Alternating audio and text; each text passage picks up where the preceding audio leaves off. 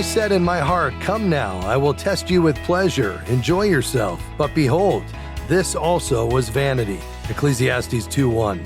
Hi, I'm Rob West. That verse kicks off one of the boldest experiments in all of Scripture. The preacher in the book of Ecclesiastes sets out to discover whether pleasure could deliver lasting satisfaction. He pursued laughter, wine, work, wealth, every earthly delight you can imagine.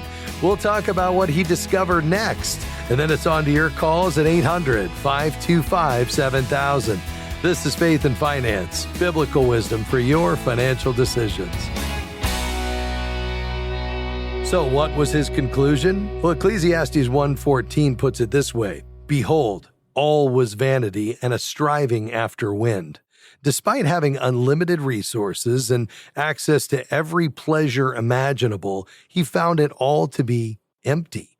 And that's a message our culture desperately needs to hear, because today we're constantly bombarded with messages like treat yourself, follow your heart, and do what makes you happy.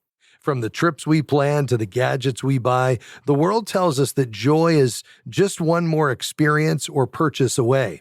But Ecclesiastes forces us to ask a harder question. What if pleasure doesn't lead where we think it does? Let's paint a picture. Imagine a bag of old receipts. Each one represents a moment that once brought excitement, a nice dinner, a new gadget, a spontaneous splurge. But now, they're just scraps of paper. The feeling is gone. The thrill didn't last. Well, that's exactly what the preacher experienced, only on a far greater scale. In the passage we started with today, the preacher says, "Come now, I will test you with pleasure." And tested he did. He pursued laughter and wine, built houses and planted vineyards. He created lush gardens, amassed wealth, hired singers. He gathered servants and surrounded himself with every earthly comfort, even concubines. And they are careful to point out that this wasn't reckless living. This was a thoughtful, calculated test. He says, "Whatever my eyes desired, I did not keep from them." In today's terms, it would be like saying, if it looked fun, I bought it. If it felt good, I did it. He chased every high with purpose and still came up empty. Why? Because pleasure was never meant to carry the weight of our deepest longings. It promises fulfillment, but delivers only a momentary escape. The author of Ecclesiastes says it's like trying to hold smoke in your hands, real for a moment, then gone. Now, most of us don't live lavishly like this, much less have the ability to do so. But we do have our own versions. We grab a comfort snack. We scroll social media a little too long. We click add to cart, hoping the package will brighten our week. And for a moment, it might, but that moment fades and the cycle starts again. This reminds me of Jesus' parable of the prodigal son. Here was a young man who took his inheritance and pursued a life of pleasure only to end up broken and broke. But think about this. The preacher had everything the prodigal son wanted. He had wealth, freedom, and opportunity, and yet he ended up just as empty. Different stories, same outcome. But here's the grace in his story. We don't have to repeat it. His experiment, his pain, his regret, it all serves as a warning. He turns around to tell us, there's nothing here. Don't waste your life chasing shadows. That's a gift. It frees us to reflect. What am I turning to when I feel tired, discouraged, or disconnected? What quick fixes do I reach for without thinking? And more importantly, what would it look like to seek joy in God instead?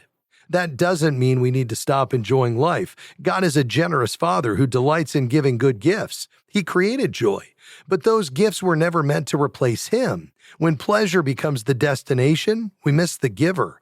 We settle for the gift and forget the one who gives it. So the next time you reach for something to boost your mood, pause and ask, is this about joy or escape? Is this feeding my soul or just distracting it? Ecclesiastes doesn't just warn us. It points us back to what matters most. It helps us dethrone the idol of pleasure and place our trust in someone, not something. And that someone will never fail.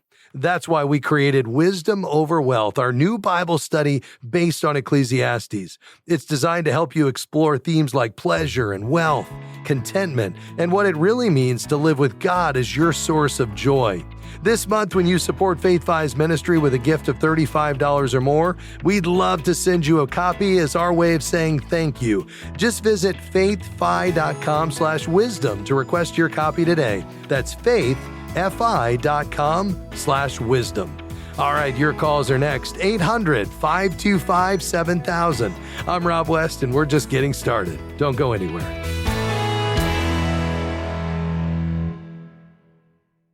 We are grateful for support from Crossmark Global Investments. They are a faith-based firm with a goal of offering values-based investments to help align financial choices and faith, ensuring a portfolio that reflects what matters most. Crossmark does this through investment solutions that span the capital market spectrum, from large cap to small cap strategies, including equity, fixed income, and balanced strategies. They are led by industry veteran Bob Dahl, CFA, a regular guest on the Faith and Finance program. More information is available at crossmarkglobal.com. Are you a financial professional looking to grow your practice while offering advice that aligns with your Christian values? By becoming a certified Kingdom advisor, you'll gain the biblical wisdom and professional credibility to serve clients who are seeking faith-based financial guidance.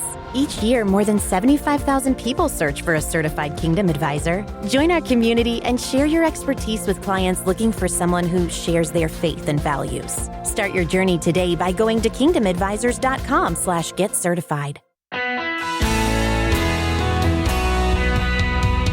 Great to have you with us today on Faith and Finance. So thrilled to have you along with us today. And let's turn the corner, though. We want to tackle whatever's on your mind today. We want to take your financial questions. So if you'd like to get in on the conversation, now's the time to do that. We've got a few lines open, although the calls are coming in right now. But there's room for you at the moment. 800-525-7000.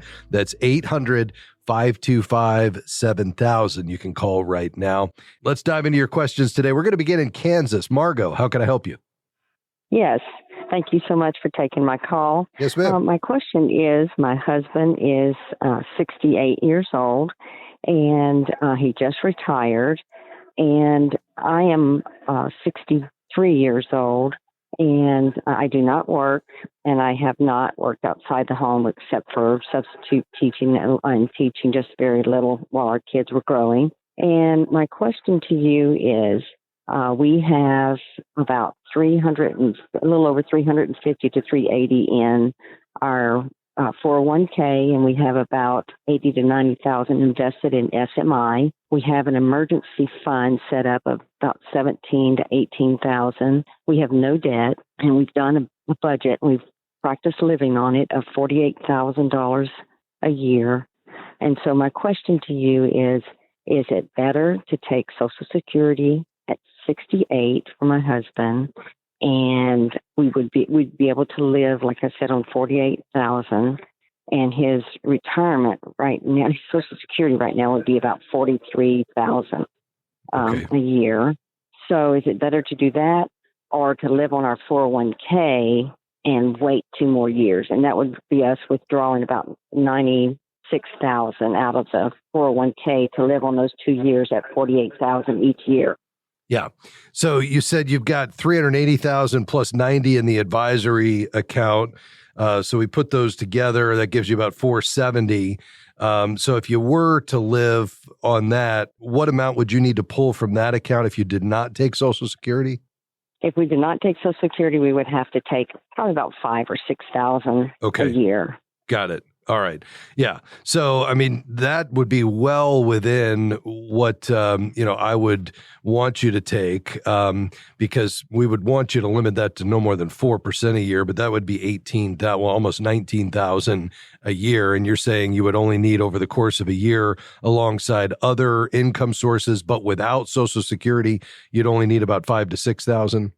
No, with Social Security, he would make $43,356 a year, and we don't have any other pension. All we have would be Social Security and our 401k. Yeah. Okay. So if you don't take Social Security and you wait a couple of years, for those 2 years, you'd have to take the full 45,000 or so from the 401k and the managed account. Yes.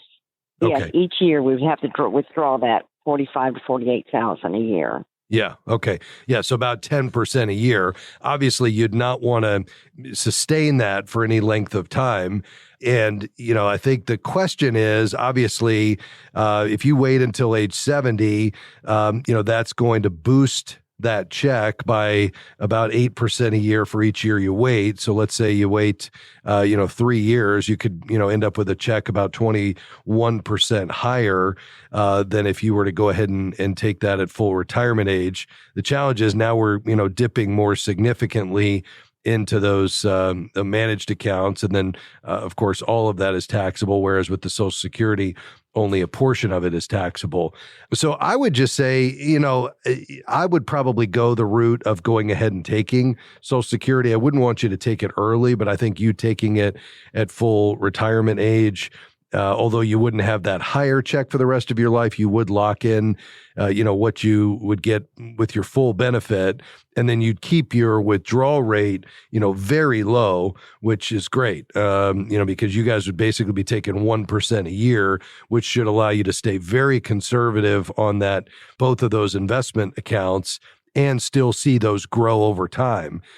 So you've got, essentially the guaranteed income. You've still got growth in your $470,000. And if you needed to tap into that for long-term care or something down the road, you would have it.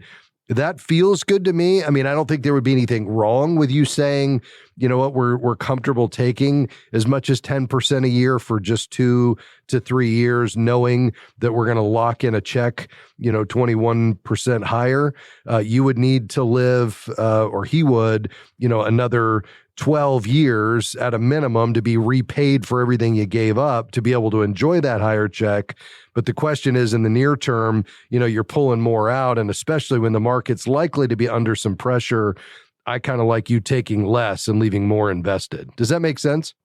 It does. Thank you so much for your time. Lord bless. All right. Yeah, you too, Margot. Thanks for calling today. 800-525-7000 is the number to call to Oklahoma. Hi, Larry. Go ahead, sir. Hey, Rob. Thanks for taking my call. Yes, sir.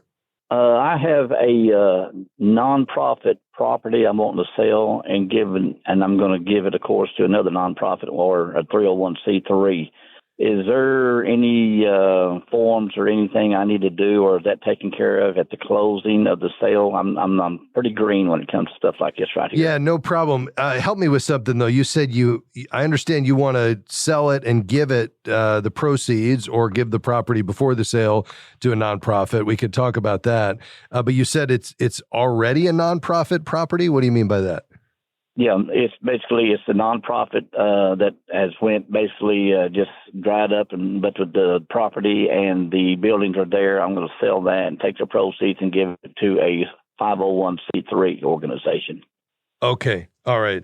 So it belongs essentially to the nonprofit that you already had, and you're closing that down. Is that right? Oh, it's already closed down. Yes, sir. Okay, yeah. Got it. Yeah, makes sense. That's an interesting one. I would certainly talk to your CPA about that, because it's a little different in that it's already, owned by a 501c3 under the IRS. So, it's going to need to be sold, at a market value to avoid what's called private inurement. But I think in this case, it's less of an issue because you're wanting to give it away. Do you know of a nonprofit who will take the property itself, or are you wanting to get it sold first, under the nonprofit and then just give the proceeds? Well, the church I'm wanting to give the proceeds to is a 501c3, and because I'm still just doing the legwork on all this right here.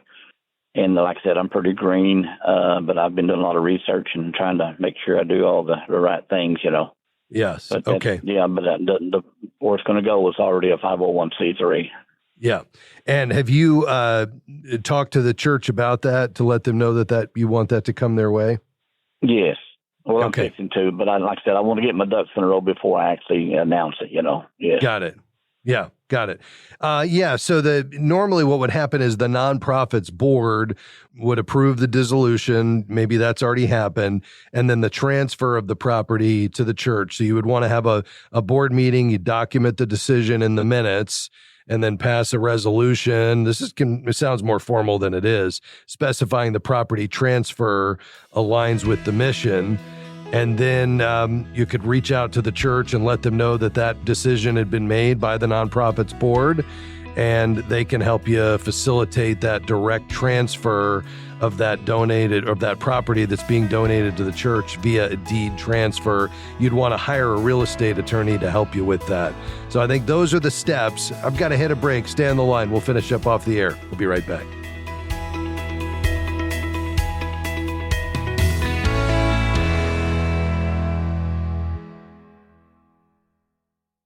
We work, we earn, we save. But is that all there is? The book of Ecclesiastes gives us an entirely new perspective on money that impacts our day-to-day lives. Faith-Fi's study, Wisdom Over Wealth, unpacks life-changing biblical truths about wealth, work, and contentment. This resource will help you grow in how you handle wealth by deepening your trust in God. Get your copy when you become a Faith-Fi partner with a gift of $35 a month or $400 a year at faithfi.com/partner. Faith and Finance is grateful for support from Sound Mind Investing. If you have money in an investment account, you know sometimes the stock market can seem like a roller coaster. But it's possible to enjoy both profit and peace of mind as a do-it-yourself investor, no matter what's happening in the market. A short video webinar about that is available at soundmindinvesting.org. Financial wisdom for living well. soundmindinvesting.org.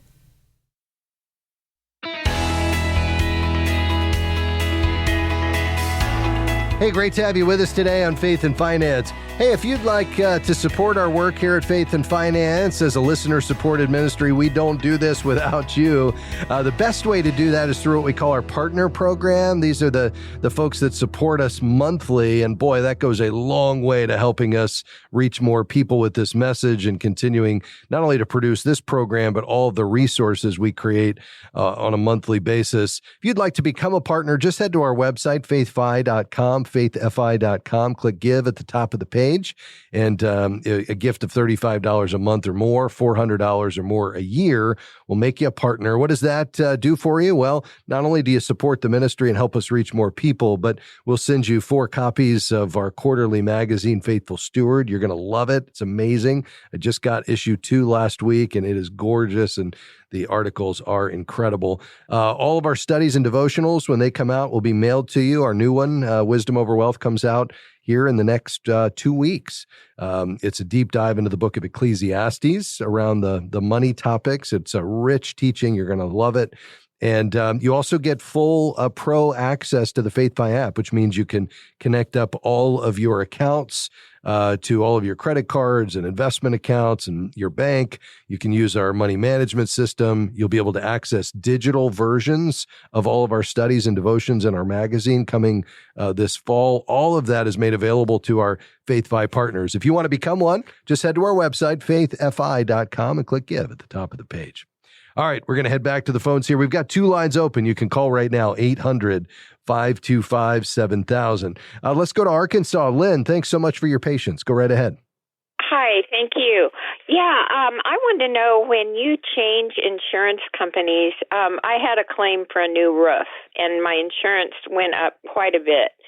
And you are talking to a new company, and do they know, do they research on the internet or something to see if you've had a claim, and are your rates higher because of that?